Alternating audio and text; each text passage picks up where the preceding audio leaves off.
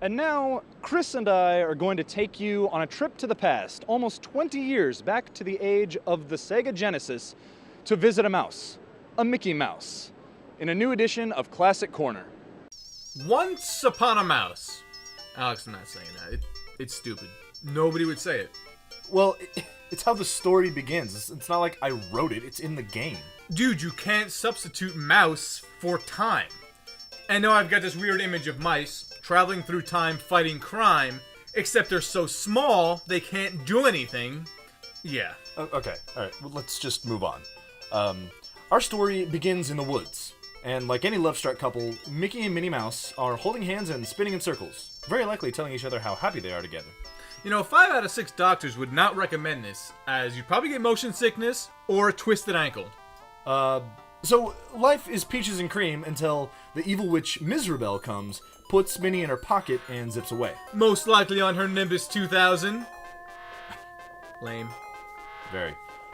Anyway, Mickey furrows his brow as much as he can and follows the... Say Nimbus Trail. Dude, say Nimbus Trail. Fine. Follows the Nimbus Trail until he reaches the... Wait for it. Castle of Illusion. The setup is simple, and so's the gameplay.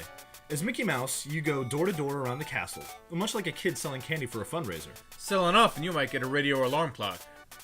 It seems, though, that you're more driven by sheer curiosity than an actual need to find your true love. So each door leads to a new stage of the game.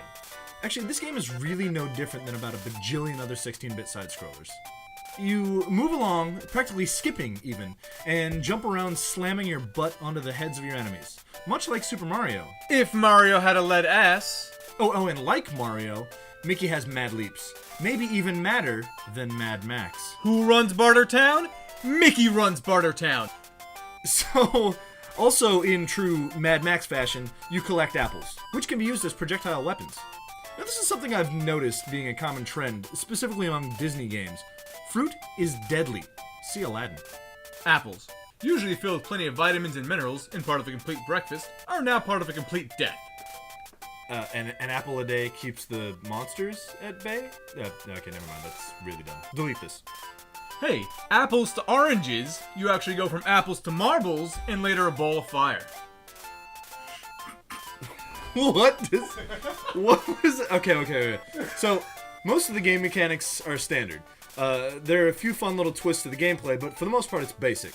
For example, in this stage, you spend some time flipping the level upside down to smash a group of enemies all at once.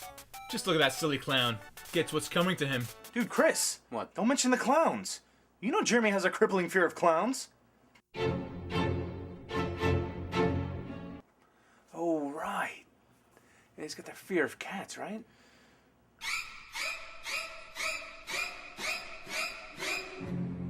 I always feel like they're judging me. The graphics are pretty good for 1990. Considering Castle of Illusion came out within the first year of the system's North American lifespan. Good show, Sega. Right. The animations are smooth, and the backgrounds utilize depth of field pretty well to make the game stages feel just a bit bigger than they really are. There's your blast processing at work, ladies and gentlemen. Booyah! Take that, Nintendo! I just said booyah. The music and sound they're par for the course. Nothing terribly special here, but they do serve their purpose just fine. The music can be quite infectious, though, and this can be a good or a bad thing, depending on your mental state. Any way you slice it, the game is fun. Not entirely sure why, but it is. The platforming is pretty straightforward and the bosses are nothing special, but somehow this game manages to shine almost 20 years after it was released. Kids these days may scoff at Mickey Mouse when comparing him to a certain blue, rude dude, but he was the first rodent-wrecking shop on the Sega Genesis. Sonic came out in '91. Dude, you just dated us so badly. Kids these days? Look, the point is, he gets the job done. No super speed or bad attitude needed. Just a frolic, classic butt slam, and all smiles.